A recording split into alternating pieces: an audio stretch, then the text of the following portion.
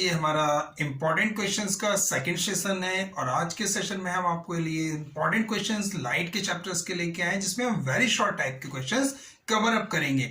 इसके पहले जो हमारा फर्स्ट सेशन था उसमें मैंने लॉन्ग आंसर्स कवर किए थे, इसमें हम वेरी शॉर्ट कवर अप करेंगे। This is Aziz and you are watching your beautiful and cute channel miss Wahi education. तो क्वेश्चन स्टार्ट करते हैं बच्चों। फर्स्ट क्वेश्चन है question number 1। So this is the question, children. In this question we have to find that which rays correct emergent ray। ये diagram हमारे पास show है।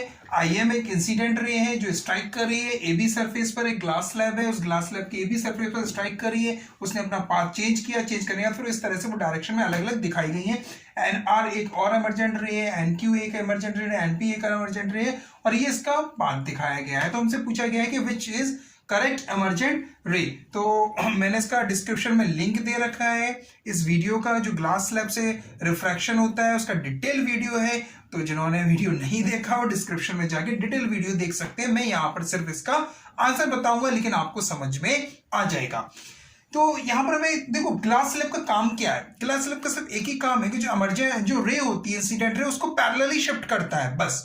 इसके अलावा और कोई काम नहीं है। अगर ये IM जो है, अगर ग्लास स्लैब नहीं होता तो ये IM इंसिडेंट रे थी, ये सीधी इस तरह से पैरेलल निकल जाती, स्ट्रेट निकल जाती है। अगर ये ग्लास स्लैब नहीं होता तो अपना पाथ चेंज नहीं करती, लेकिन ग्लास स्लैब होने की वजह से, मीडियम चेंज होने की वजह से इसने क्या किया, अपना पाथ चेंज किया। तो पहले ये इस तरह से स्ट्राइक किया, फिर इस तरह से NR NP NQ हमें अलग अलग ये रेस दिखा दी गई। अब हमें ये देखना है कि इनमें से करेक्ट इमरजेंट रे कौन सी है।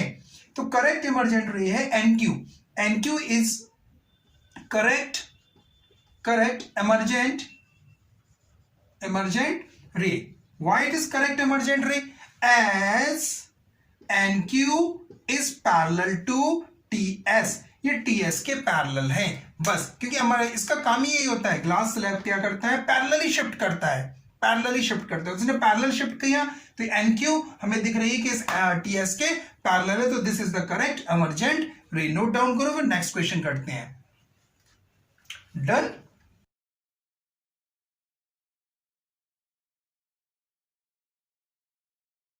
Question number 2। हाँ तो बच्चों दिस इज द क्वेश्चन। क्या कह रहा है इस क्वेश्चन में, इस तरह से थोड़े से कॉन्सेप्चुअल बेस्ड क्वेश्चन आते हैं क्योंकि वो डायरेक्ट बोर्ड एग्जाम में, CBSE बोर्ड एग्जाम में होता क्या है कि एकदम डायरेक्टली वो चीजें नहीं पूछते, वो कॉन्सेप्चुअल बेस्ड क्वेश्चंस पुटअप करते हैं। वही चीज इसमें भी किया है। The refractive indices of 4 media ABCD are given in the following. ये दे दिया गया। If a light travels from one medium to another in which case change in speed, in which case, इसको अंडरलाइन करो, in which case change in speed will be maximum, minimum and maximum. किस case में minimum होगा, किस case में maximum होगा। Solution देखते हैं। आइए, इसमें मिनिमम अगर हम देखें तो A का refractive index 1.33, B 1.50, C 1.52 and D 2.40। तो मिनिमम चेंज, सबसे कम चेंज कहां पर आ रहा, यहां से यहां पर आ रहा, ये यहां से यहां पर आ रहा, ये यहां से कहां पर, ये कहीं से कहीं पर भी हम देख सकते हैं। मिनिमम चेंज कहां पर मिलेगा हमें, तो मिनिमम चेंज हमें मिलेगा B2C में। तो speed minimum change in speed, minimum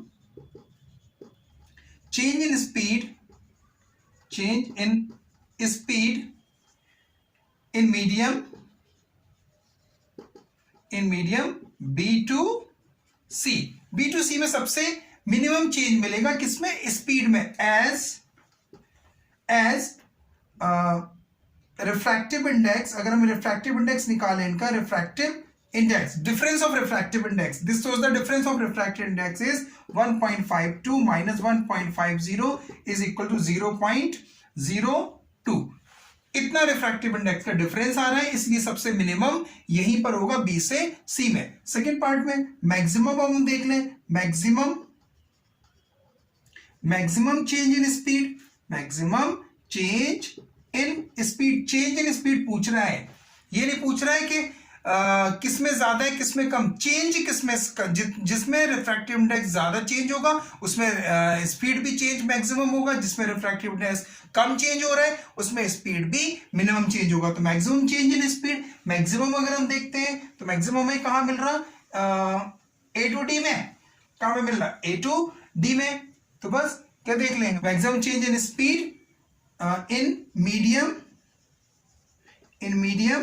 A to D में मैक्सिमम होगा, क्योंकि निकाल के देख लीजिए यहाँ पे डेल्टा म्यू क्या शो कर रहा है, change in refractive index, delta mu is change in refractive index is equal to 2.40 minus 1.33, यहां से फाउंड आउट कर लेंगे 7 और 3 ये 0 और ये 1.07 73 10 और 3 और 1 4 114, राइट। इतना चेंज आ रहा है, मैक्सिमम चेंज ए से डी में आ रहा है और मिनिमम चेंज बी से सी में आ रहा है। तो मिनिमम हमें चेंज देखना था स्पीड में, तो रिफ्रैक्टिव इंडेक्स में हमने चेंज देख लिया, जहां पे मिनिमम चेंज वहां पे स्पीड में भी मिनिमम चेंज, जहां पे मैक्सिमम चेंज वहां पे स्पीड में भी मैक्सिमम चेंज होगा। कंफ्यूज मत होना कि refractive index is inversely proportional to speed, ये तब केस होता है इनवर्सली प्रोपोर्शनल। इस केस में कंफ्यूज मत होना, क्योंकि यहाँ पे चेंज पूछ रहा था, स्पीड में चेंज, डायरेक्टली नहीं पूछ रहा था कि किस मीडियम में स्पीड ज्यादा है, किस मीडियम में स्पीड कम है। अगर वो ये पूछता है कि किस मीडियम में स्पीड ज्यादा है, किस मीडियम में स्पीड कम है, तो हम इसको फॉलो करते। लेकिन यहाँ पे चेंज पूछ रहा है, तो रिफ्रैक्टिव इंडेक्स का भी चेंज हमने निकाल लिया, जहां पर जैसा चेंज आया वहां पे हमने उसको कर लिया। ओके, नोट डाउन करिए, नेक्स्ट क्वेश्चन करते हैं फिर। डन, चलिए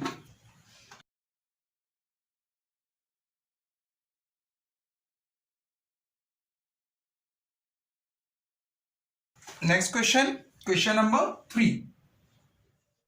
So this is the question children, क्या कह रहे हैं इस क्वेश्चन में, the refractive index of diamond कितना दिया, 2.42। What is the meaning of this statement in relation of the speed of the light.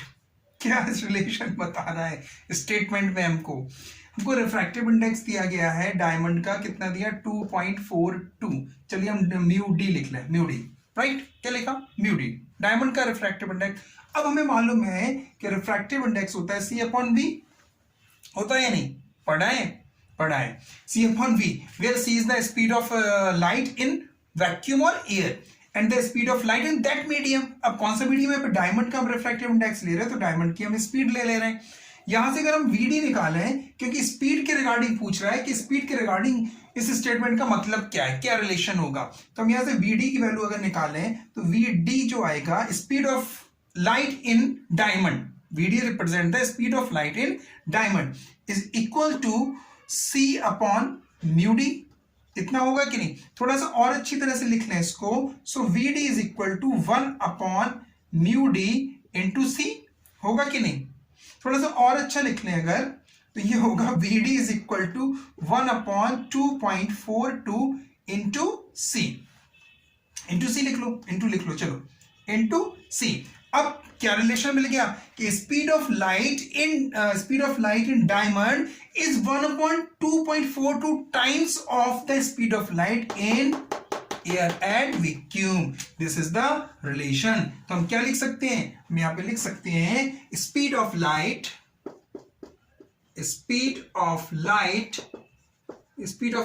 In diamond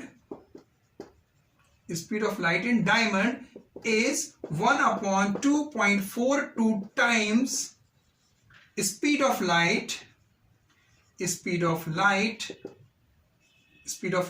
in air या vacuum, right, ये लिख सकते हैं। क्लियर। तो इस तरह से कॉन्सेप्चुअल बेस्ड क्वेश्चन आते हैं, डायरेक्टली क्वेश्चन बहुत कम मिलेंगे आपको। तो अब आप अपना माइंड को ब्रॉड करिए, कॉन्सेप्ट क्लियर करिए। अगर कॉन्सेप्ट क्लियर होंगे, क्वेश्चन कहीं पर भी नहीं जाएंगे, न्यूमेरिकल्स कहीं पर नहीं जाने वाले हैं। तो डायरेक्ट थ्योरी नहीं पूछेंगे कि रिफ्रैक्टिव इंडेक्स को डिफाइन करो, पूछ सकते हैं मे बी, लेकिन ज्यादा चांसेस ये हैं क्या कि कॉन्सेप्चुअल बेस्ड क्वेश्चन पूछने हैं। चलिए नोट डाउन करिए, फिर नेक्स्ट क्वेश्चन करते हैं हम लोग। डन, चलिए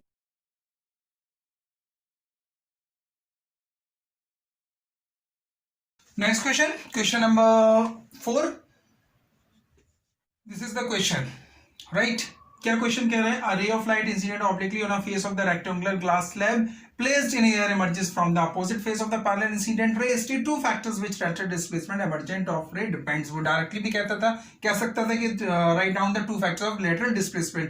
इतना क्वेश्चन उसने इतना इसलिए किया ताकि आप थोड़ा सा कॉन्सेप्ट को समझें क्या क्या क्या पूछना चाह रहा है इसका, चलो मैं बता नहीं रहा हूं, यहाँ पे मैंने डिस्क्रिप्शन में लिंक दे रखा है इस क्वेश्चन के रिगार्डिंग ग्लास स्लैब से रिफ्रैक्शन का डिटेल वीडियो, तो वहां से आप देख सकते हैं किस तरह से होगा। बहरहाल इस क्वेश्चन में वो ये पूछ रहा है कि लेटरल डिस्प्लेसमेंट ऑफ एमर्जेंट रे डिपेंड्स, फैक्टर्स लिखना है हमें, फैक्टर्स कि कौन कौन से फैक्टर्स हैं जिस पर लेटरल डिस्प्लेसमेंट डिपेंड करता है, राइट। ये अब चलो थोड़ा सा बता ही दें, अब जब बात आई है तो बता दें कि ये ऑब्लिकली स्ट्राइक करेगा, ठीक है, ये एयर है, ये ग्लास है, उसके बाद इस तरह से मर्ज होगा, फिर ये इस तरह से निकल जाएगा, यानी कि अगर हम इसको आगे बढ़ाएंगे तो ये पैरेलली शिफ्ट करता है, ठीक है, यही कहलाता है हमारा लेटरल डिस्प्लेसमेंट। इसका डिटेल वीडियो आप वहां से देख सकते हैं, मैंने डिस्क्रिप्शन में लिंक दे रखा है, यहाँ पर हम डायरेक्टली क्वेश्चन को सॉल्व करा रहे हैं, ठीक है। तो क्वेश्चन क्या कह रहा है, क्वेश्चन में हमें फैक्टर्स लिखना है, सॉल्यूशन या आंसर, फैक्टर्स, ठीक है, कौन कौन से फैक्टर्स हैं। नंबर फर्स्ट, जो आपका लेटरल डिस्प्लेसमेंट होता है, lateral displacement, LD means lateral displacement directly proportional, directly proportional किसके होता है, इंसिडेंट एंगल के, एंगल ऑफ इंसिडेंस लिखो, एंगल ऑफ इंसिडेंट, जितना एंगल ऑफ इंसिडेंस होगा उतना ज्यादा लेटरल डिस्प्लेसमेंट होगा, डायरेक्टली प्रोपोर्शनल होता है। सेकंड फैक्टर होता है lateral displacement directly proportional to the thickness of glass slab, glass slab जितना, ये जैसे हमने इतना पतला ग्लास स्लैब लिया, ये थिकनेस का, ये थिकनेस है बच्चों, थिकनेस, अगर हमने ये ग्लास स्लैब इतना ज्यादा ले लिया तो जितनी ज्यादा थिकनेस होगी उतना ज्यादा लेटरल डिस्प्लेसमेंट होगा। डिटेल देखना है तो हमारे वीडियो में जाके देख सकते हैं, डिस्क्रिप्शन में मैंने लिंक दिया है। तो ये हो गया दो फैक्टर, वैसे दो ही लिखना था, स्टेट टू फैक्टर्स, कितने लिखना है, टू फैक्टर्स, लेकिन मैं थोड़े से और बता देता हूं। Third factor, lateral displacement directly proportional to the refractive index, RI means refractive index of glass slab का रिफ्रैक्टिव इंडेक्स क्या है, उस पर भी डिपेंड करता है। अगर ज्यादा पार्टिकल्स क्लोजली होंगे तो रिफ्रैक्टिव इंडेक्स डेंस होगा ग्लास स्लैब, तो रिफ्रैक्टिव इंडेक्स ऑब्वियसली कैसा होगा मालूम है, चलिए तो किस पर, directly proportional to the refractive index of glass slab. ये 3 पॉइंट हो गए, एक पॉइंट और है, 4th पॉइंट, इनवर्सली प्रोपोर्शनल लिख ले रहा हूं मैं, inversely proportional to wavelength, inversely proportional to the wavelength के इनवर्सली, वेवलेंथ ऑफ लाइट का जो वेवलेंथ होता है उसके इनवर्सली प्रोपोर्शनल है। 3 केसेस में डायरेक्टली प्रोपोर्शनल होगा, लेकिन चौथे केस में एक केस ऐसा है जिसमें इनवर्सली प्रोपोर्शनल होता है वेवलेंथ ऑफ द लाइट। अब हमें मालूम है कि जो रेड लाइट होती है, रेड लाइट की वेवलेंथ कैसी होती है, रेड लाइट की वेवलेंथ मैक्सिमम होती है तो इसका लेटरल डिस्प्लेसमेंट कम होगा, वायलेट लाइट की वेवलेंथ कम होती है तो इसका लेटरल डिस्प्लेसमेंट ज्यादा होगा। क्लियर है, चलिए नोट डाउन करिए, बाकी डिटेल वीडियो से मिलेगी, ठीक है, डन, चलिए।